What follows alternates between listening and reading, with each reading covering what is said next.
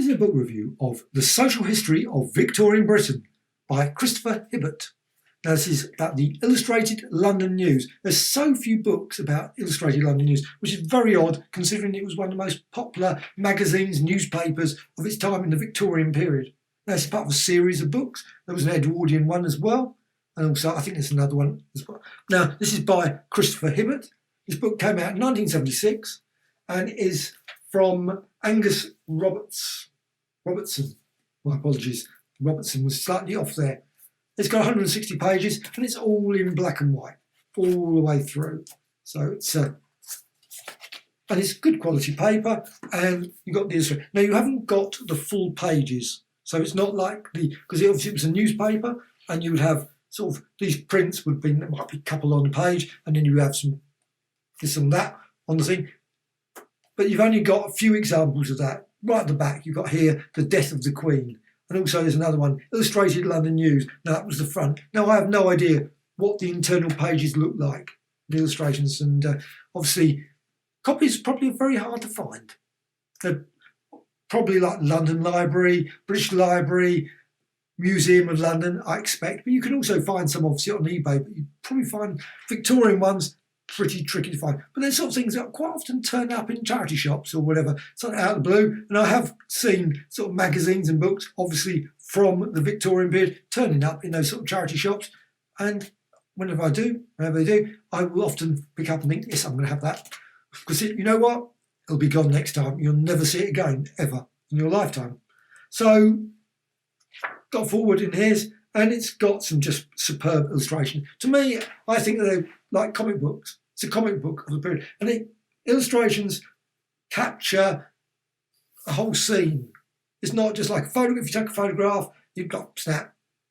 But that would be it. But with this, you've got all the life. You've got all the kids running in. You've got people jumping for joy. You've got the trees. You've got the whole scene is just captured there in the drawing.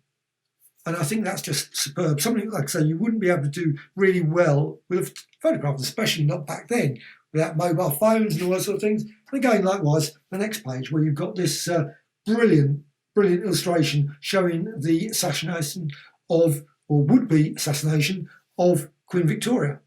This was apparently 1842. It's got a lot of description about all these sort of things. It's got a lot of detail about the life of the times and also about obviously the newspaper itself. And you got, but who would have been around at that point? So no one would have been, obviously there would have been bystanders, but there wouldn't be anyone taking a photograph. So an illustration is a great, obviously they could have done a painting, they probably did as well. But illustrations, I think, really capture it very quickly. And of course, it's, in a sense, it's disposable. These sort of illustrations were churned out massively, vast numbers. Whereas paintings, obviously you would have a painting of a great person or of a house or something like that, or a scene of a family. But you wouldn't have a painting particularly of some of these sort of scenes of people just in a field. Most of the time, that sort of thing, who would have taken a... You've got obviously the big buildings. Now, those are the sort of places you would imagine a painting or a photo would be taken of. It's standing still, very easy to take a photograph. But you've got here, the slums. Not the sort of places you take photographs of. One, obviously, photographs were expensive. Well, people did, I'm certain there must be some. But it's not so common just to get an alleyway. I just sort of think people would think, that's a great scene to take a photograph of. But illustration, you can capture it so really well there, probably better. And you can see the face and things, which you probably would have been struggling with and now the quality of the illustration is really good. That you can see it in very sharpness, which you probably would struggle with a photograph. Then you've got the family life inside the houses again, or inside, this one is in a drawing room. And this sort of scene, another scene that would be very hard to capture. So an illustration, I think, is superb. You've got Thames Embankment, first illuminated by electricity in 1879. Now, that would be very tricky to take a photograph, especially back then. You've got all the people working, again, capturing a scene like a comic book. You've got, literally, you could break that scene up in panels across, and you get the story of the people moving around, obviously, this is the post office, all the letters. What's happening to the letters? All being thrown there, put down there, carried over there, bags being put over there. Very hard to capture in one picture. And again, another sort of illustration there with obviously a bike. And also lovely bits of, but who would take photos again of some of these sort of scenes? This one here, photograph of the omnibus. But an illustration, people were willing to take an illustration. Obviously, people would be writing an article about maybe about what was happening in the transport system. So you'd have an illustration to obviously show what was happening at that point. And it captures it really well. It captures a snapshot of the horse, the houses, everything, and all the people inside the carriage. And you've got traffic jams as well. And then you've got also great drawings, this one, a beautiful one of London, looking at Blackfriars Railway, the Roundhouse. You've got town life, you've got all obviously, again, drawings of people down the mine back in the Victorian times. Now, sort of, quite often you see TV dramas where you've got people down the mines, and quite often, or in houses or whatever, and it never looks right because, of course, it's their TV stars. You know that that's X, Y, Z. You've got it's all cleaned up. This shows it to a degree what it was like, the roughness, the dirt, the grime. You can see the face is just literally covered. Everything apart from is covered. You've got the light there. You've got the horses. Everyone looks really bedraggled. Well, not everyone, but some of the people do. It's certainly you can see life back then. And it's something I don't think that you would get from a photograph. A photograph in a mine would be very tricky, I would imagine. I might be wrong on that, but I would imagine it would have been tricky. You got the rain there, again, something probably pretty tricky to take photographs of. You got all the different. This is another thing, of course, is the various drawings of all the various equipment that was used on farms. Again, probably things that would not be photographed because they were changing all the time, and people would, but it would be illustrated maybe for catalogues, and that's another great source. These sort of like old catalogues of this is sort of equipment you could buy. People would have illustrations of. This one showing the International Exhibition of 1876. You've got drawings of people's houses, or again on a boat. Obviously, these people, because there was an agricultural depression, 1870, people emigrating on a boat. Very hard to do a photograph.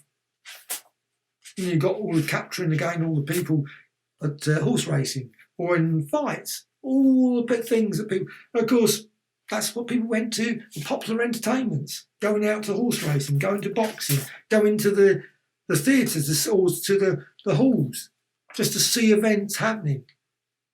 Or plays. You've got the ladies' fashions, you've got different fashions. I love that one, the leg of mutton sleeves, as they say there. And you've got also like the house here, where you've got the Christmas ghost story. And you've got the Royal Italian Opera House at Covent Garden. You've got a lovely picture there. And so on and so on. And they've got here, the brilliant bit here, I think, is this bit, is the exhibition, the great exhibition. And you've got the lovely there. You've also got the early building of the place as well, all the girders there and the scaffolding, all the sort of thing that and you look at this and you wonder, I wonder, did they test it? Did they really go and sort of, because thousands of people went around this. I wonder how many people walking along that. Obviously, they had a great faith that their girders and all that sort of stuff was going to support all that weight. There was two floors, obviously ground floor and then first floor and the second floor. And then you've got all the carpets and things. I imagine there were no fire extinguishers. I wonder about fire escapes. And there's actually a drawing showing the entrance, and it was like a very tiny entrance. You're thinking, if anything happened, that would have been terrible. Just staggering. Hopefully there were some places where people could escape, but you've got a glass roof as well, glass roof. That would have been awful. Anyway, luckily, obviously later on it did, because of course the place did burn down, which sadly would have been lovely if it still survived, because it was one of obviously the great sort of buildings of the Victorian period. You've got this bed which just looks absolutely terrible. I would not want to sleep on that bed. There's just a bed that's so ornate, and you just think, really, I don't think I'd get any sleep in that bed. And the mattress, and again, all the sheets and things it's just awful to think about. But you've got some lovely other exhibitions there. International Exhibition of Fine Arts, opened in 1871. And then you've got all the various about schools, and you've got obviously about the boys, and also obviously the women that would going to the colleges for the very first time. So there's a little bit of information about those. Also the workrooms of a ragged school. And you've got all the people all crammed in there. Thou shalt not steal, it's got on the wall. Thou God seest me, I think it says. And that's a great thing about reading these sort of things. Again, capturing life that would be very hard to take from a photo, I think. And the illustrations are superb. Very well drawn, very high quality. This one's amazing. The convicts, treadwheel. I never even thought about that. They actually had convicts going on a treadwheel. How weird. Obviously, they did lots of... And there's a bit here. Prisoners at work on oakum picking shed and needle room. They were actually picking out some material from this wall or something that was basically monotonous, but also was apparently required to pick pieces of old rope to pieces through the use of iron in the building of ships, rendered the result. So it was actually literally just awful, inhumane beyond belief. Anyway, goes all the way through and you get to the epilogue, and you've of course got the Queen Victoria going on, arriving at St Paul's for her Diamond Jubilee, and that's the first page that they really show the whole thing. So you had, now I think it was quite a big newspaper, it wasn't a small thing as far as I'm aware. 1 shilling by post, 1 shilling and can't make it out, 6.5 pence. 6.5D, as they always put. And this was issue number 3037. So there's a lot of issues. Saturday, July the 3rd, 1987. Now, this is obviously Saturday, another one. That's weird. They've actually put the out of order. They got this one, and then the next one is June the 26th, obviously the week before. Again, Saturday. And this one's got a 16-page supplement showing again the Queen. And this was with all the people united in front of obviously all the Commonwealth, etc. Commonwealth to be. Obviously the Empire at the time. We've also got like about the Second World War there. And then you've got Illustrated London News, which was a bit later, a double number. This was of January 26, 1901. And the reason being, Queen Victoria died. You've got a picture of her. This is again priced 1 shilling by Inland Post. Office was in Strand in London, 198. The Victorian Age concludes with an epilogue there. It's got a little bibliography. Now, not a huge bibliography, and it doesn't reference any other book with about the Illustrated London News, which is really odd because I would have thought more books would have been around. There's a couple, I've seen a few online, but not many. I love this book. This book is just, for me, just brilliant. I love history, I love comic books, I love art, and the combination is just great. It's a pity that there weren't sort of similar books back in not Victorian, but before that, various Georgian period.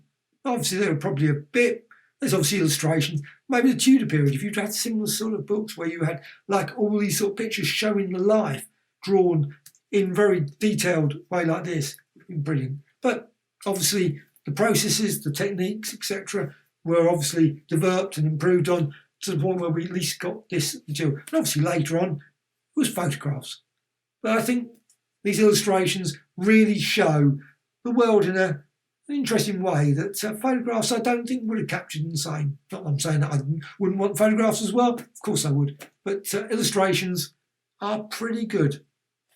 Totally recommended book. Superb.